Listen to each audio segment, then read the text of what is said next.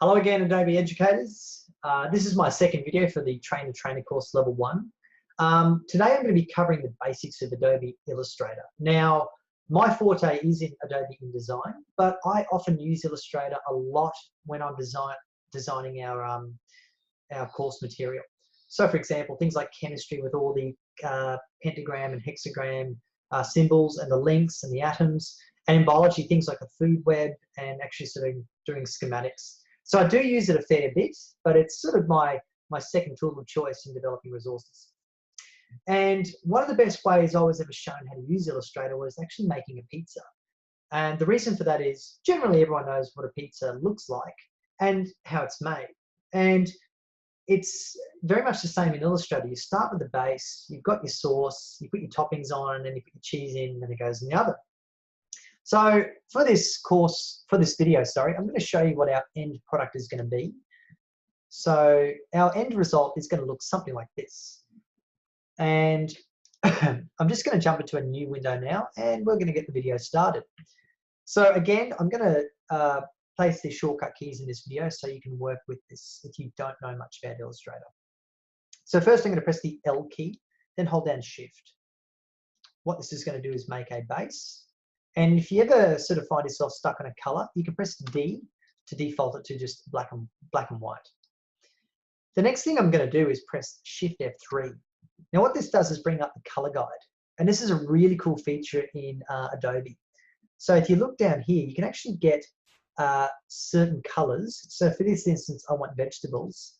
And then when you choose a color, so if you say, oh, I like orange, but not quite sure about what color I want to use, when you go back to color guide, you can see the shades and tints that it's selected for you. So I find it very useful if you wanted to get real looking colors. A couple of other things here. You'll notice my stroke is in front of my fill, and I can actually click on either one to get it to come to the front, or I can press X. It's a very handy shortcut key to know. So if I press X, I'm now using the fill, go back to my color guide. I'm just going to choose my color. And it's a little bit too orange. I might choose more yellow. And I'm going to choose a pizzeria base. There we go. The next thing I'm going to do is press Control C, Control F, Alt Shift, and then I'm going to drag one of these corners in. So what I've effectively done is made a copy, pasted it in front, and now I'm going to fill it in with a different color so you can see it. There we have it. It's probably a little bit too pink. We might go with that. That looks a bit better. Okay, now we have our pizza base. So the first thing to do is to press F7 to bring up your layers. I'm just going to rename this pizza base. And the next thing I'd like you to do is actually lock this layer down. Just press that little space in between there to lock it. So now our pizza base won't move, which is exactly what we want. We want it to stay still on the table when we're putting the sauce on. So now you're going to make a new layer, and you're going to call this one sauce. You can change your color if you want. I already had a new layer there from a previous document, so I might change this to blue. Now our sauce layer is going to look like a splat. So the best way to make a splat is to go to the star tool. And if you go to the middle of your circle, you can actually find it out there and press Alt Shift, and it brings up this weird shape. Now if I hold down the Alt key, it brings it to this sort of smooth rounded shape. If I release it, it brings up the star panel. And what you could do with the star tool is actually press up to give more points or down to give less points. So that if you do that and press the Alt key, you get your splat of your sauce. Let go of that, go to your color guide and choose sort of a color for your sauce. So I might choose that there, and I go to my color guide and again, choose a more appropriate color. There we go. Doesn't quite look like a splat though. It's too sharp on these points.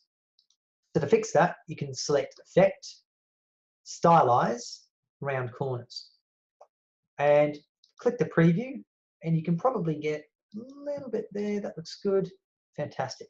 So we have our sauce and our pizza, and I might just make it a little bit bigger by pressing Alt and Shift at the same time. There we go.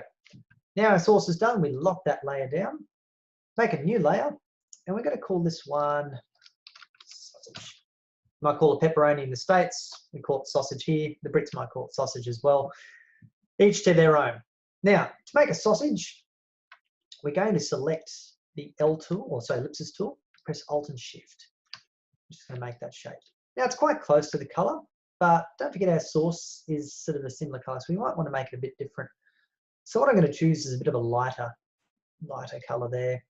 Go to our color guide, and again, just choose a color that's more appropriate. There we go. Now, you've noticed that there's an orange, I don't know if you can see it, but there's an orange stroke. Good way to get out of this is to press X and then /. So if you ever want to get rid of any of these orange strokes, you can actually, blocked my layer down. You can actually select the object and see how it's here. If you press X to bring it to the front, / defaults to no fill or no stroke. So lock that source layer down again. Back to our sausage. So what we're going to do is we're going to make some fat marbling in the middle.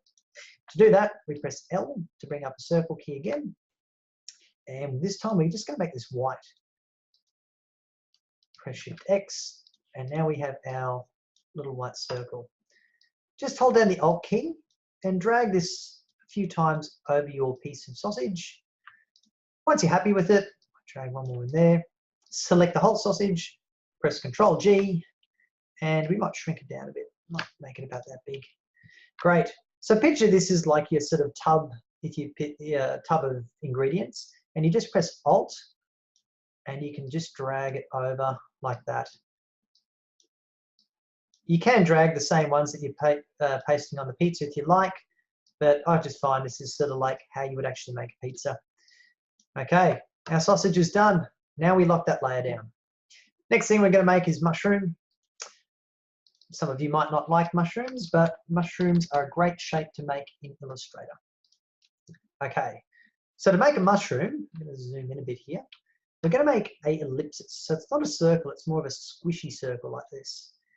Right, and now we're going to choose a color for it. And I want a sort of a browny color here. If I go to my color guide, you might find a more appropriate brown. There it is there. Now notice it's on the stroke. So if you press Shift X, it will do the opposite. What I'm going to do here is press / so I have just a brown ellipsis. Okay, I'm going to do this next step quite quickly. So I'm going to press Alt, drag a copy down, select both of the objects, then I'm going to press Shift M. Shift M is the shape builder tool. And then if you hold down Alt key, it will actually delete the component you don't want. It's a very handy tool to have in Illustrator. I've found it very useful. Then I'm going to press M. And I'm going to drag a sort of a fattish rectangle there. And I'm going to move it into the middle there. The next step here to make our mushroom look real is just to drag these corners in to make it a bit softer. And the same here, press A if you can't get, so the direct selection tool, if that option doesn't appear for the corners. And one last step, if you're not happy with your mushroom, you can make it a bit fatter there as well. Great, so we have our mushroom, but I think the whole thing's a bit too long, so we're going to squish it in a bit. There we go, that looks a bit better. Now one last step, you can press Shift M and you can make this whole thing a shape if you'd like. So instead of pressing Ctrl G to group all those objects, if you're happy with the final shape, Shift M and then dragging over the shapes will actually make it its own. So again, holding down the Alt key, we can put our mushroom pieces onto our pizza. Now, something someone may have noticed already is our mushrooms don't always go on a pizza that orderly. No one there is that perfect with a pizza. So what you can do is you can select any mushroom, press the R button, and simply drag it to rotate and alternate how it looks on your pizza. So I might drag them upside down. This one here I might rotate here. And it's important to note at this stage that if you didn't have your layers, this would be a nightmare. You'd have the pizza moving, you'd have the ham moving, the base would be moving. It would just be chaos. So I'm quite happy with that. I'm only going to go with 2 flavors for today. I don't think we need a third one. So I'm going to show you how to make some cheese. So again, lock your layer down at the top, create a new layer, and you can call it cheese. This time we're going to use the brush tool. So you can press B to bring up the brush tool, and we're going to choose a color that's appropriate to some cheese. So I might choose that yellowy color there, and you can actually try it out, see how it looks here. So it's a bit too thin for what I want, so I'm going to change my stroke point to about 5 point. There we go. Now, this last step is very simple. you're just drawing over your pizza as though you're sprinkling cheese. And again, note that because the layers are locked down, you're not actually selecting anything. There's no mess, there's no drama. And there we have it, folks.